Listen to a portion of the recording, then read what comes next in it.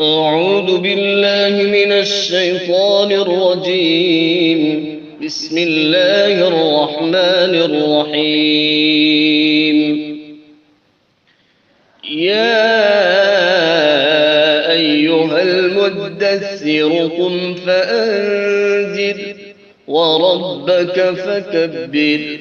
وثيابك فطهر والرجز فاهجر ولا تمنن تستكثر ولربك فاصبر فإذا نقر في الناقور فذلك يومئذ يوم عسير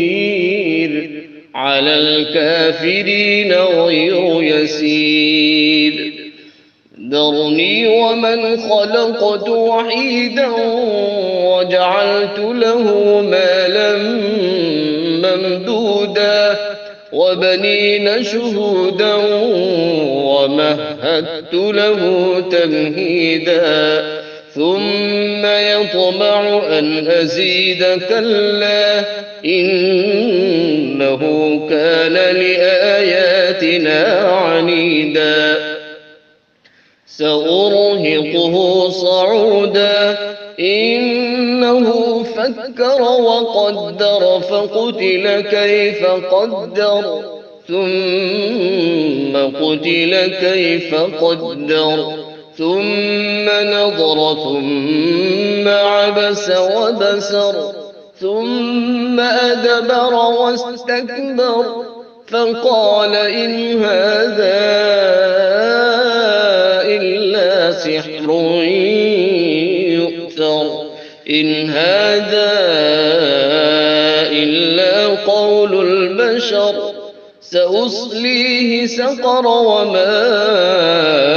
أدراك ما سقر لا تبقي ولا تذر لواحة للبشر عليها 19 وما جعلنا أصحاب النار إلا ملائكة وما جعلنا عدتهم إلا فتنة للذين كفروا ليستيقن الذين أوتوا الكتاب ويزداد الذين آمنوا إيمانا ولا يرتاب الذين أوتوا الكتاب والمؤمنون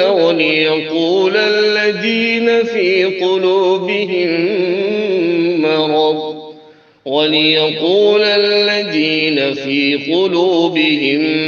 مرض والكافرون ماذا أراد الله بهذا مثلا كذلك يضل الله من يشاء ويهدي من يشاء وما يعلم جنود ربك إلا هو وما هي إلا ذكرى للبشر كلا والقمر والليل إذ أدبر والصبح إذا أسفر إنها لإحدى الكبر نذيرا للبشر لمن شاء منكم أن يتقدم أو يتأخر كل نفس بما كسبت رهينة إلا أصحاب اليمين في جنات يتساءلون عن المجرمين ما سلككم في سقر قالوا لم نك من المصلين ولم نك نطعم المسكين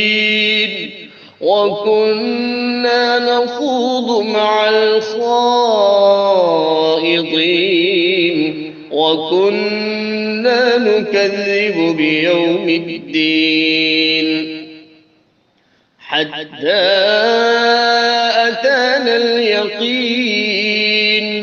فما تنفعهم شفاعة الشافعين فما لهم عن التذكرة معرضين كأنهم حمر مستنفرة فرت من قسورة بل يريد كل امرئ منهم أن يؤتى صحفا